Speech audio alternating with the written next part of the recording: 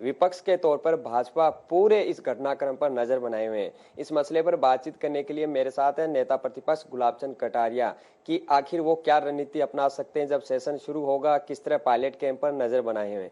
Sir, आप इस पूरे महासंग्राम को अब कैसे देखते हैं, क्योंकि बहुत निर्णायक स्थिति में आता जा रहा है, सेशन शुरू होने जा रहा है। ये सत्र क्या है कि बहुत ही हंगामे वाला होगा और निर्णायक भी होगा। कारण क्या है कि जब तक ये सरकार समर्थन मत इसको प्राप्त है, इसके बारे में जब तक निर्णय नहीं होगा तब तक सदन ठीक प्रकार से अपनी कार्रवाई नहीं कर पाएगा। बार बार वो हमारे पर आरोप लगा रहे हैं कि हम इसमें, मैं सोचता हूँ इस सच्चाई को स्वीकार करो। पहले दिन जब से आप मुख्यमंत्री और उप मुख्यमंत्री का बंटवारा हुआ, उस दिन का जो असंतोष था वो धीरे धीरे अंदर ही अंदर भरता रहा, अब जाकर के फूटा है। और दोनों कैंप किसके हैं? कांग्रेस के ही हैं। हमारा तो कोई कैंप नहीं है। इसका मतलब अगर मान लो हम भी पार्टी होते तो हम भी कई कैंप लगा देते, पर हमने कैंप नहीं लगाया। हम तो केवल आपके दोनों की लड़ाई को देख रहे हैं, और जब तक आप दोनों नहीं लड़ोगे, एक दूसरे को नीचे पटकने का प्रयास नहीं करोगे, तब तक बीजेपी क्या कर लेगी। तो आप निश्चित रूप से अपने घर को संभालो। और जो कुछ भी आज मैं जो देख रहा हूँ जैसलमेर की, जिस प्रकार से आपने अपने एमएलए को शिफ्ट किया, अगर ये सब आपसे बड़े मन से और बड़े आत्मा से आपके साथ थे, तो फिर ये बाड़ाबंदी जैसलमेर में जैमर लगा के करने की क्या जरूरत पड़ी। इसका मतलब आपके मन में संदेश है कि आपके पास मेजॉरिटी आज की तारीख में नहीं है, घबराए हुए हो, इसीलिए शब्द भी इस प्रकार के प्रयोग कर रहे हो जो आपके लिए शोभाजनक नहीं है। और इसलिए मैं सोचता हूं कि निश्चित रूप से जब वहां आपस में टकराव है, इधर 6 वीएसपी वालों का निर्णय जो है ना कोर्ट के आधार पर है, अब तक हो जाता तो हम लोग भी उसके आगे रचना कर लेते। ये अब 11 तक टल गया है। मैं सोचता हूँ इसके बाद, क्योंकि आखिर हम भी एक दल हैं, हम भी अपनी पार्टी को संगठित भी रखेंगे और सामूहिक निर्णय लेने के लिए जिस प्रकार की भी रचना करनी होगी निश्चित रूप से करेंगे। कारण क्या कि हम भी तो एक दल है और हमारी संख्या भी 75 के आसपास है। हम अपने लोगों को भी सामूहिक रहेंगे भी सही और सामूहिक निर्णय दिखाने का प्रयत्न पूरा ताकत से करेंगे। तो मैं सोचता हूँ इसके लिए 11 तारीख एक निर्णायक तारीख होगी, उसके बाद हम इस बारे में अपना निर्णय लेकर स्टेप उठाएंगे। सर, भाजपा सदन में क्या अविश्वास प्रस्ताव लाने की तैयारी कर रही है? देखो, अविश्वास प्रस्ताव लाने की जो प्रक्रिया, हमारी प्रक्रिया और नियमों की जो किताब है, उसमें यह है कि हम 132 के तहत अविश्वास प्रस्ताव ला सकते हैं। कब? जब हाउस प्रारंभ होता है और हम 10 बजे तक अपना नोटिस देते हैं। स्पीकर क्वेश्चन आवर के बाद उस नोटिस को पढ़ता है और पढ़ने के बाद वो कहता है कि जो इस पक्ष में वो खड़े हो जाओ। अगर 1/5 से अधिक संख्या खड़ी हो जाती है उसके पक्ष में तो वो प्रस्ताव स्वीकार हो जाता है।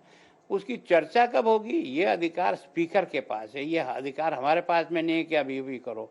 सामान्यतः जैसी स्थिति राजस्थान में चल रही है पिछले महीने भर से, निश्चित रूप से पहले निर्णय यही करना पड़ेगा कि सरकार को बहुमत है या नहीं है, उसके बाद ही आगे कार्रवाई चलेगी। संकट तो राजस्थान में भयंकर है।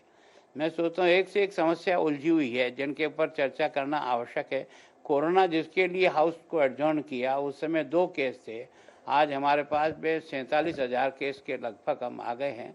और उसके बाद जो स्थिति आज विभिन्न स्थानों पर जो लोग कोरोना से प्रभावित हैं और जो सुविधाएं उनको मिलनी चाहिए, जिस प्रकार के हालात हैं, उस पर चर्चा करना भी आवश्यक है। मैं सोचता हूँ बिजली का करंट जो सब लोगों को लग रहा है उससे कारण से परेशान है ना। किसान जो है ना इस फसल के लेट होने से, बारिश के कारण से, उसके कारण से नुकसान हो रहा है। नौजवान जो है ना वो अपने एम्प्लॉयमेंट के लिए परेशान है। तो एक नहीं कई समस्या, लॉ एंड ऑर्डर की तो धज्जियाँ उड़ा के रख दी और जो बद से बदतर हुई है, ऐसी समस्या हैं। हम उनको उठाने का भी प्रयास करेंगे, लेकिन वो कब कर पाएंगे? जब ये कम से कम हाउस ऑर्डर में आकर के ठीक हो। ऑर्डर में आ नहीं पाएगा क्योंकि पहले बहुमत की लड़ाई के आधार पर ही संविधान जो है वो हंगामेदार चलता रहेगा। कटारिया जी, चीज समझ में नहीं आ रही, आपसे समझना चाहेंगे। आजकल मुख्यमंत्री अशोक गहलोत जी वसुंधरा जी की तारीफों के पुल बांध रहे, पिछले 5 साल उनके निशाने पर रही, इस तारीफ का क्या राज है? देखो यार, वो जैसे उनके घर में फूट पड़ी, वो हमारे घर की फूट को आगे बढ़ाने के लिए प्रयत्न तो करते रहते हैं ना।